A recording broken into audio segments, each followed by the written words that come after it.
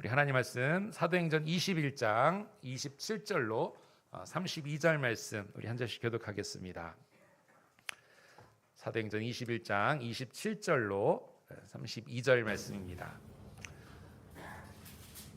교독하겠습니다. 그 이레가 거의 참에 아시아로부터 온 유대인들이 성전에서 바울을 보고 모든 무리를 충동하여 그를 붙들고 외치되 이스라엘 사람들아 보라, 이 사람은 원죄에서 우리 백성과 율법과 이웃을 명하여 모든 사람을 가르치는 자인데 또 헬라인을 데리고 성전에 들어가서 이 거룩한 것을 더럽다 하니 이는 그들이 전에 에베소 사람 드로피모가 바울과 함께 시내에 있음을 보고 바울이 그를 성전에 데리고 들어간 줄로 생각함이러라. 온 성이 소동하여 백성을 달려와 모여 바울을 잡아 성전 밖으로 끌고 나가니 문들이 곧 닫히더라. 그들이 그를 죽이려 할 때에 온 예루살렘이 요란하다는 소문이 군대의 천부장에게 들리매 그가 급히 군인과 백부장들을 거느리고 달려 내려가니 그들이 천부장과 군인들을 보고 바울 치기를 그치는지라. 아멘. 소예배에 오신 여러분들을 사랑하고 축복합니다. 오늘 사도행전 21절, 27절 이하의 말씀을 바탕으로 이방인의 뜰이라는 제목으로 함께 하나님의 은혜의 말씀을 나누도록 하겠습니다. 여러분, 하나님은요, 하나님의 자녀들을 언제나 돌보십니다. 살피십니다. 보호하십니다. 그 귀한 은혜가 우리들에게 임한 줄 믿습니다. 오늘 또 그래서 우리는요, 하나님의 인도하심 아래에 살고 있습니다. 뭐 부인하셔도 어쩔 수 없습니다. 이것은 진리입니다. 하나님께서 우리를 지켜보고 계십니다. 우리의 삶을 인도하고 계시고요, 특별히 주님의 자녀들을 보호하고 계십니다. 오늘 우리가 좀 전에도 찬양했지만 날마다 숨쉬는 순간마다 찬양했잖아요. 주 앞에 내 모든 것을 주님께 드리는 고백의 찬양을 했습니다. 오늘 숨쉬는 모든 순간순간 주님께서 나와 함께 하셨다는 겁니다. 오늘 이 예배의 자리에 나오게 됨도 하나님의 은혜인 줄로 믿습니다. 특별히 하나님은요, 당신의 일을 감당하는 주의 일꾼들을요 지키시고 보호하십니다. 오늘 그 말씀을 좀 드리려고 해요. 하나님 오늘 바울이라는 인물을 보호하시는 장면입니다. 바울이 비록 복음을 전하다가 오늘 체포당하고 사로잡히고 위험한 상황에 빠지게 되죠. 그러나 하나님께서는요, 바울의 생명을 지켜주십니다. 왜요? 지금 바울이 하는 일은 바울의 일이 아닙니다. 바로 하나님의 일이기 때문이죠. 복음을 전하는 일을 감당하고 있습니다. 그는 사명자입니다. 하나님께서는요, 바울을 지키시고 오히려 이방인을 통하여서 바울을 보호하십니다. 오늘 바울이 맡겨진 그 사명을 끝까지 충실히 다할 수 있도록 그에게 기회와 지혜와 모든 환경의 여건들을 다 부여해 주신 하나님이십니다. 오늘 말씀을 통해서 그 바울과 함께 하셨던 하나님이 우리에게도 함께 하시는 귀한 은혜가 있기를 간절히 축복합니다. 왜요? 우리도 하나님의 자녀입니다. 하나님의 일꾼입니다. 여러분, 오늘 바울이 체포된 이유가 무엇이라 말합니까? 바로 이방인이 엄격히 금하는, 오늘 말씀의 제목이기도 한 이방인의 뜰을 구별하지 못했다는 것 때문입니다. 구별된 장소를요 구별하지 못했다 이거죠. 예루살렘의 성전에 방문한 바울과 그 일행이 아시아로부터 온 유대인들, 오늘은 이제 그들을 디아스포라라고 명명하겠습니다. 디아스포라에게 기존 살고 있는 유대인들, 그들이 선동당합니다. 디아스포라들이 막 선동을 해서 예루살렘에 살고 있던 이 유대인들을요, 그들을 통해서 이제 바울 일행을 잡아가게 합니다. 그 이유 뭐라고요? 바울이 성전을 부정하게 했다는 것입니다. 오늘 말씀의 배경을 잠시만 설명드릴게요. 이날은 바울과 또 예수를 믿기로 서원한 4명의 유대인 개종자가 정결 예식을 마치고 7일째 되던 날이었습니다. 그런데 오늘 아시아로부터 이 명절, 오순절 명절을 지키기 위해서 예루살렘을 찾아온 디아스포라들이, 외국에 살고 있는 유대인들이 바울의 일행을 유대인들에게 고발합니다. 지금 사실 예루살렘에 살고 있던 유대인들은요, 바울에 대해서 잘 모릅니다. 왜요? 지금 바울은 외국에서 활동하는 사람이었잖아요. 그런데 바울을 잡으려고, 바울을 오싸게 굴려고 계속해서 쫓아다니는 디아스포라도 있었어요. 외국에 살고 있는 유대인들. 그들이 명절을 지키려 예루살렘으로 왔는데 옳다구나 누가 보여요? 바울이 있는 거예요. 이제 바울을 괴롭히려 하는 겁니다. 근데요, 이 디아스포라 유대인들이요, 바울을 잡기 위해서 스스로 나서지 않습니다. 어떻게 하냐면요, 예루살렘에 원래 살고 있던 유대인들을 선동시키는 겁니다. 오늘 27절 말씀입니다. 그 이래가 거의 참에 아시아로부터 온 유대인들이, 디아스포라들이 성전에서 바울을 보고 모든 무리를 충동하여 그를 붙들고, 충동합니다. 선동하는 거예요. 충동하다라는 단어가 쉰케오라는 단어인데요, 선동시키다, 사람들의 판단을 빼앗다, 혼란시키다 이런 뜻이 있습니다. 어떤 이야기입니까? 어떤 이유로요? 유대인의 뜰과 이방인의 뜰을 구별하지 못했다는 겁니다. 지금 디아스포라 유대인들이, 외국에 살고 있는 유대인들이요, 그냥 현재 아무것도 모르는 일반 예루살렘 유대인들을 충동하는 거예요. 선동하고 있습니다. 너무나도 나쁘죠. 진짜 나쁜 일입니다. 선동질은요, 사람들로 하여금 진실을 바라보지 못하게 합니다. 성령의 역사를 따르지 못하게 합니다. 대중들로 하여금 어리석은 판단과 감정에 빠져 행동하게 합니다. 거짓 선지자와 같은 모습이에요. 오늘날로 말하자면요, 사람들이 가스라이팅해서 사도 바울과 유대교 개종자들, 그 사도 바울의 무리들을요 해하려 했다는 겁니다. 어떻게 해요? 예루살렘 유대인들을 선동시켜서 바울에게 성전 모독의 누명을 씌워버립니다. 뒤에도 나오겠지만 에베소 사람 드로비모를 이 성전에 데리고 들어갔다 이렇게 말하면서 성전을 더럽혔다는 혐의를 씌워서 바울을 사로잡습니다. 여러분, 근데 당시 성전은요, 우리 성전의 모습을 좀 봐야 돼요. 제가 그림을 하나 봤는데 이렇게 생겼어요. 이렇게 생겼습니다. 지금은 이렇게 생기지 않았어요. 지금은 저 가운데 성전이, 저 땅이 누구 땅이죠? 이슬람교 땅이에요. 이슬람 땅입니다. 그래서 저기 황금 돔이 씌워져 있죠. 그래서 저기에는 기독교인들이 못 들어가요. 그래서 성지순례 가도 저쪽 북쪽 동쪽에 있는 저기 통곡의 손 대고 기도만 합니다. 유대인들도 마찬가지예요. 그렇게 생겼습니다. 성전이 있고요, 이스라엘 뜰이 있습니다. 유대인의 뜰이 있고요, 여인의 뜰이 있어요. 이게 바로 성전 뜰 앞에 있는 모습이고요, 그 양쪽으로 빈 공간, 완전 공터죠. 거기가 뭐냐면 이방인의 뜰입니다. 실 사진 하면 이렇게 둘 다 좀 이게 더 잘 안 보이나요? 성소 지성소, 거기가 진짜 성전인데 그 앞에 유대인의 뜰, 여인의 뜰이 있어요. 유대인의 뜰이 곧 이스라엘의 뜰입니다. 그리고 양쪽 공터가 이방인의 뜰입니다. 이렇게 나누어져 있어요. 유대인의 장소와 이방인의 장소를 구분했던 겁니다. 당시 성전법으로는요, 할례 받지 못한 이방인들과 할례 받은 유대인들을 한 구역에 함께 하지 못했다는 겁니다. 함께 할 수가 없었다는 거예요. 만약에 이방인이 뭣도 모르고 저 유대인의 뜰로 지나갔다, 이스라엘의 뜰로 지나갔다, 그럼 어떻게 되냐면요, 그냥 돌로 던져서 죽여버립니다. 그 정도로 정함과 부정함, 이것을 구분했던 자들이 바로 유대 사람들이에요. 그런데요, 사실 이 당시 이 바울 시대에는요, 이방인과 유대인을 나누는 저 기준이 원래는 어떻게 되냐면 사라진 채입니다. 사라진 거예요. 언제요? 예수 그리스도께서 우리의 죄악을 담당하시고 십자가에 달려 돌아가실 때 모든 경계는요 다 사라졌습니다. 유대인들과 이방인, 그것도 아니죠, 제사장과 평민들 다 나눴어요. 성소와 지성소를 가로막던 그 휘장까지도 다 찢어졌어요. 어떠한 차별도 없습니다. 이방인, 유대인 다 마찬가지입니다. 이제 구원의 영향력은 오직 예수 그리스도를 구주로 영접하고 고백하는 모든 성도들에게까지 다 미치게 된 겁니다. 유대인 기독교인들이나 이방인 기독교인들이나 다 마찬가지입니다. 여러분, 예수 그리스도는요, 이처럼 화평의 주님이시죠. 나뉘었던 것을 하나 되게 하십니다. 막힌 담을 허무시는 분이 바로 예수 그리스도이십니다. 한계가 있는 율법을 폐하시고 이제 예수님께서는 그 율법의 완성을 이루셨습니다. 다 하나가 되게 하셨어요. 그런데요, 아직도 성전 법은 그대로였다는 거예요. 성전 법은 그대로였어요.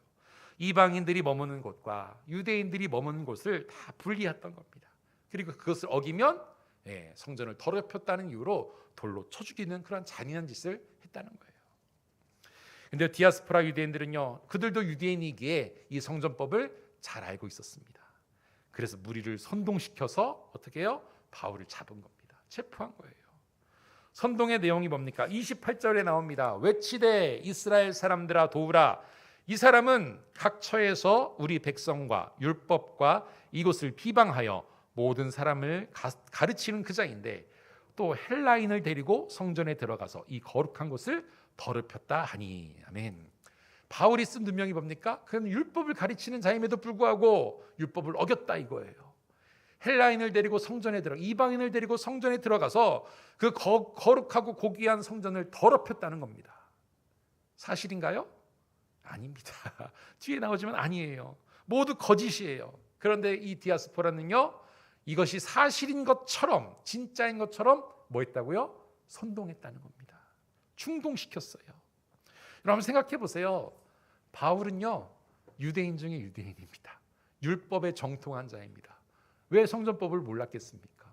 왜 율법을 어기는 짓을 했겠어요? 아닙니다. 그런 짓을 하지 않았어요.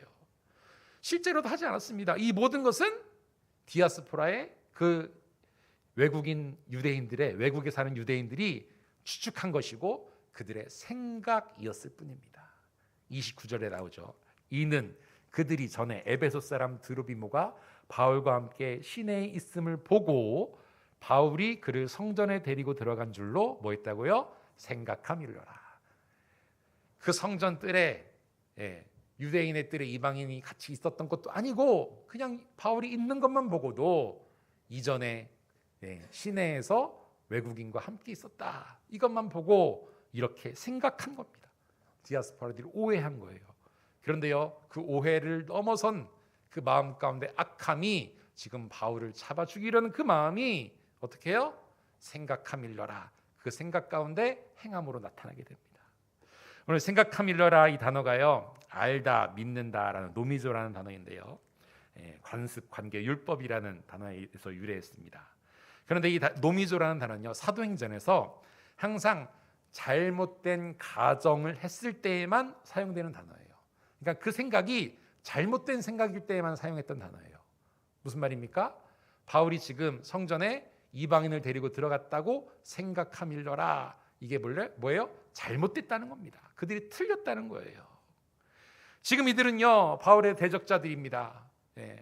디아스포라들은 바울을 싫어하고 있어요. 그래서 유대인들을 선동하기 위해 외쳤다는 겁니다. 저들은 성전을 더럽혔다. 그런데 그것은 그들의 생각일 뿐이고 그들은 그것은 사실이 아니라는 겁니다.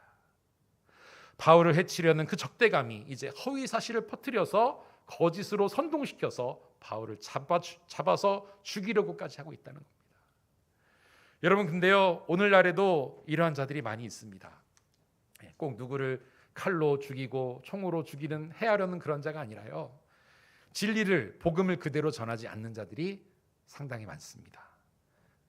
많은 이단의 세력들이 그렇고요, 또 강단에 서서 하나님의 말씀이 아닌 사람의 말을 하는 종교 지도자들도 많습니다. 또한 이 세대를 봅시다. 이 시대, 세상에 봅시다. 얼마나 거짓을 말하고 사람을 선동하는 이들이 너무나도 많습니다. 마지막 때에는요, 이런 거짓 선지자들이나 사악한 자들의 정체가 온전히 드러나게 된다라고 성경에 써 있습니다. 여러분, 우리는요, 잘 분별해야 됩니다.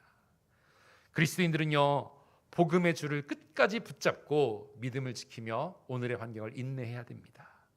주님만을 의지하며 진리의 말씀을 굳게 붙들고 믿음을 지켜나가는 우리 성주가족 모두가 되기를 간절히 축원드립니다.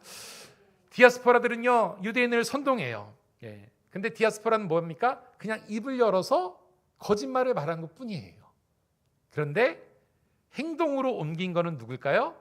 디아스포라가 아니라 원래 예루살렘에 살고 있거든 유대인들입니다. 그들은 바울을 성전 밖으로 끌고 나갑니다.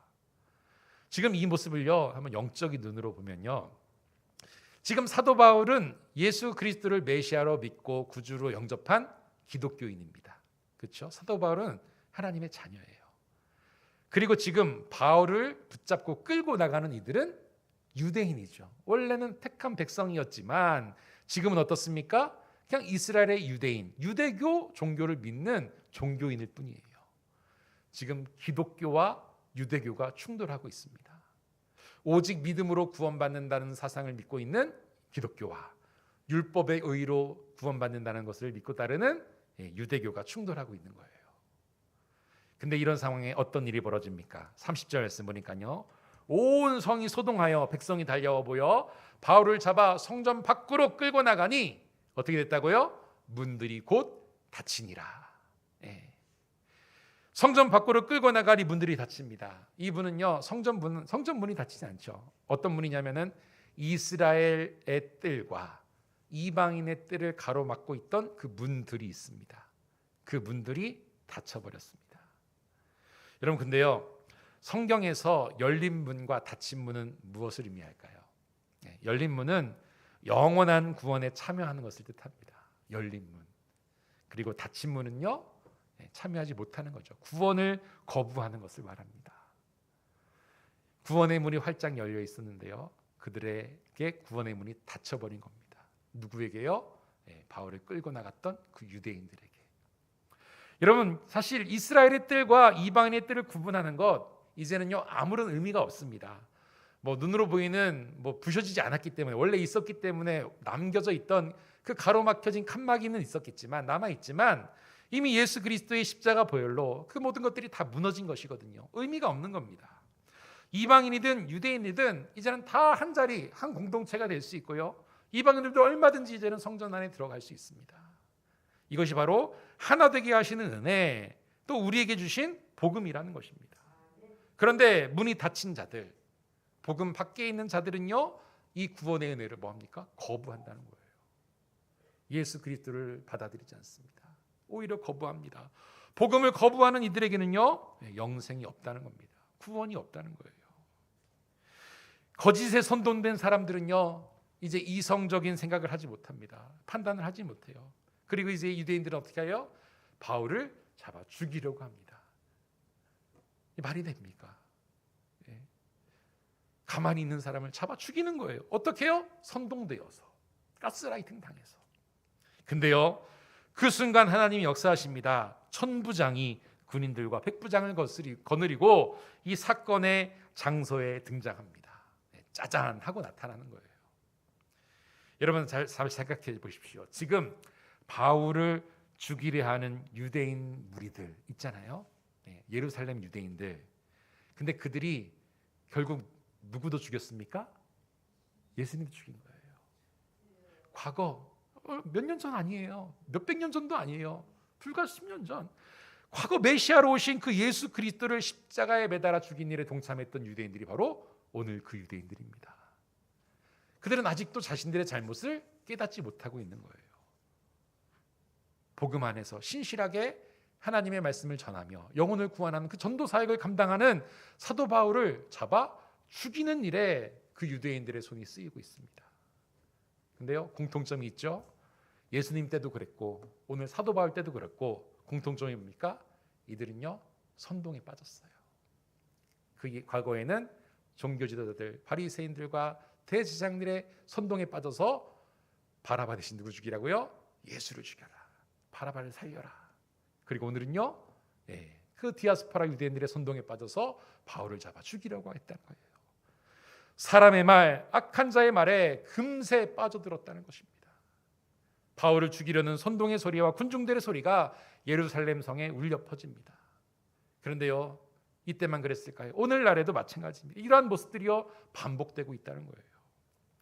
진리를 모르는 거짓 선지자들의 선동에 빠져 자신들의 인생을 송두리째 뽑아 바치는 안타까운 인생들이 얼마나 많은지 모릅니다. 계속 말씀드립니다. 오늘은 말세를 살아가고 있는 우리들입니다. 분별력을 가져야 됩니다. 우리 스스로 얻지 못해요. 주님께 그 지혜를 구해야 됩니다. 또한 영적으로 깨어 있어야 합니다.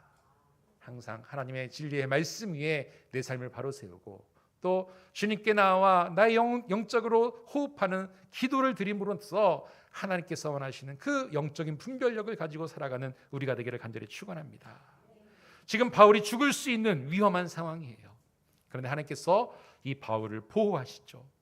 이 소동의 소리가 천부장에게까지 들리게 되죠. 그리고 32절, 급히 그가 군인들과 백부장들을 거느리고 달려 내려가니 그들이 천부장과 군인들을 보고 바울 치기를 그치는지라. 아멘. 그제서야 이제 그들이 정신이 든 거예요. 그 전에 완전히 미혹되어 있다가.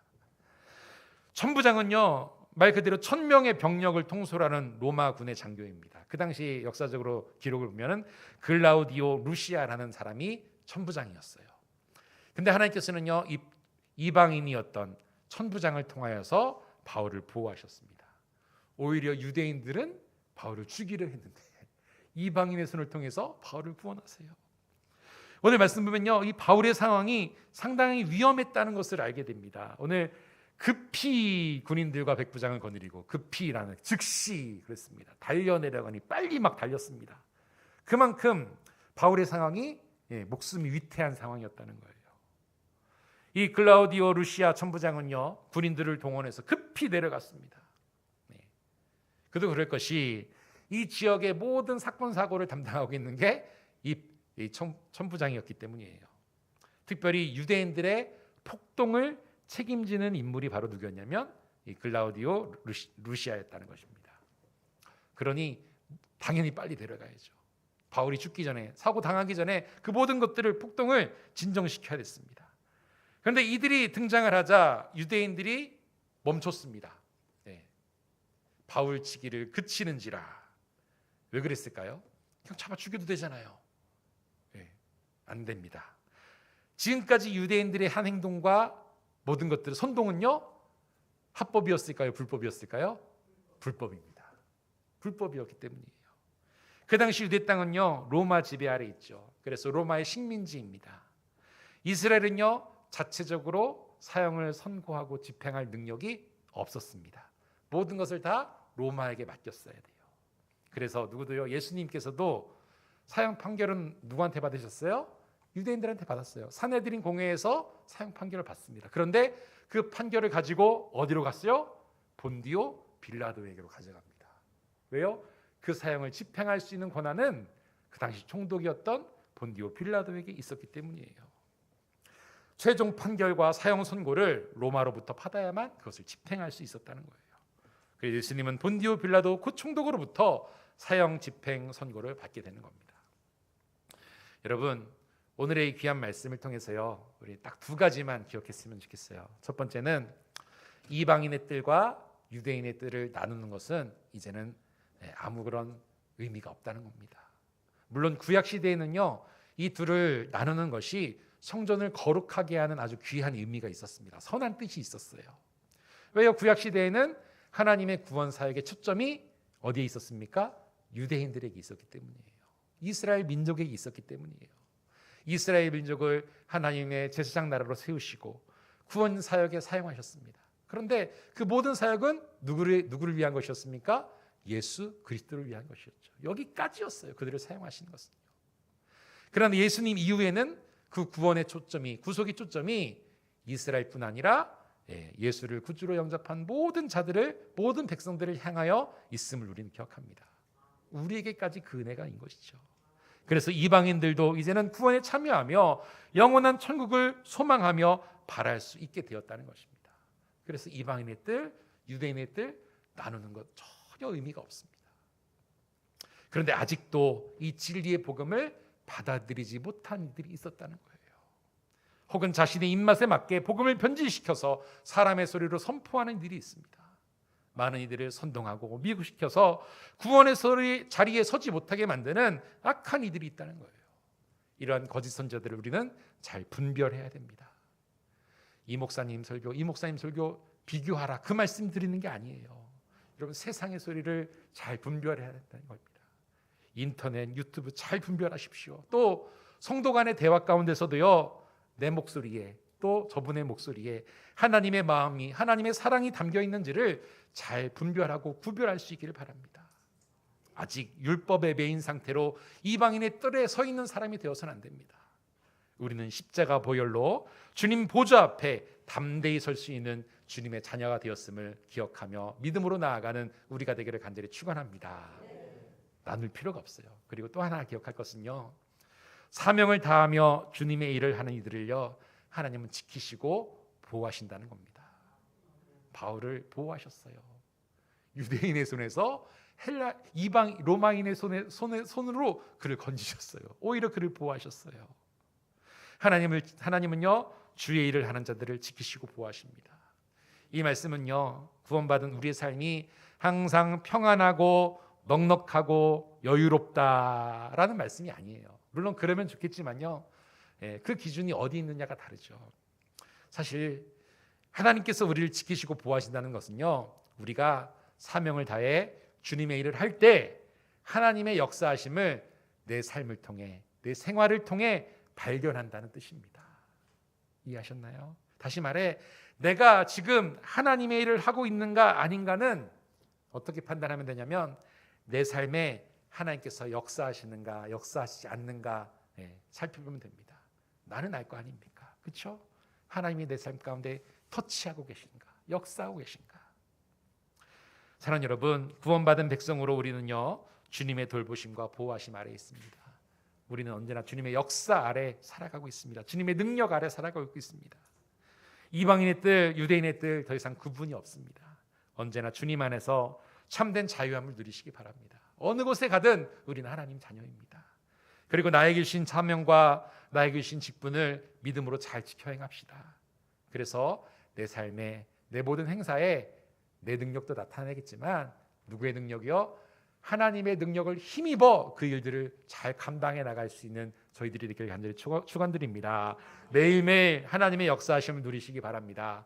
그것이 주님의 돌보심과 지키심입니다. 언제나 성령의 인도하심 가운데 하나님의 말씀 붙잡고 믿음의 승리를 이루는 성주가족 우리 모두가 되기를 주님의 이름으로 간절히 축원드립니다. 우리 함께 찬양하시고 말씀 기억하시면서 기도하도록 하겠습니다.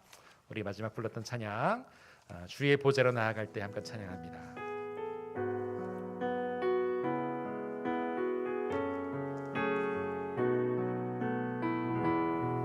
주의 보좌로, 주의 보좌로 나아갈 때에 어떻게 나가야 할까?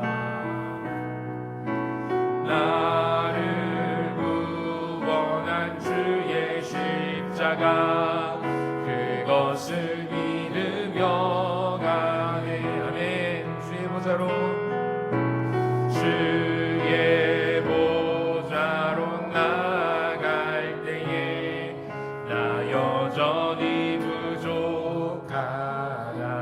나를 품으신 주의 사랑, 나를 품으신 주의 그 사랑, 그것을 믿으며 가네. 자격 없는 내 힘이 아닌, 자격 없는 내 오직 예수님의 보혈로, 자격 없는 내 힘이 아니,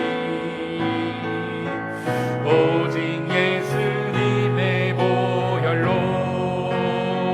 아멘. 십자가의 보혈, 십자가의 보혈,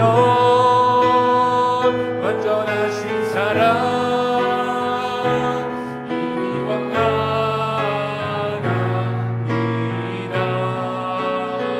십자가의 보혈, 완전하신 사랑, 힘입어 예배합니다. 아멘. 이 시간 함께 말씀 생각하면서 기도합시다. 우리의 삶의 이 자리에 어느 곳이든지 하나님 인도하여 주시옵소서. 주님의 돌보심과 보호하심 아래 주님의 사명 감당하는 주의 자녀들 될 수 있도록 인도하여 주시옵소서. 내 능력이 아닙니다. 주님의 능력입니다. 내 삶, 내 아버지 공로가 아닙니다. 오직 십자가의 예수의 보혈의 공로입니다. 또한 우리가 선 곳이 언제나 주님의 자녀된 자리가 되게 하여 주시옵소서. 이방인의 뜰, 또 유대인의 뜰 구분할 필요가 없습니다. 우리 모두 하나 되어서 하나님의 원하시는 참된 몸된 그리스도의 교회를 이루어갈 수 있는 저들 되게 하여 주시고, 이 모든 것들을 통하여 주께 영광을 드리는 주의 백성들 되게 달라고 이 시간 주여 한번 부르고 통성으로 기도합시다. 주여!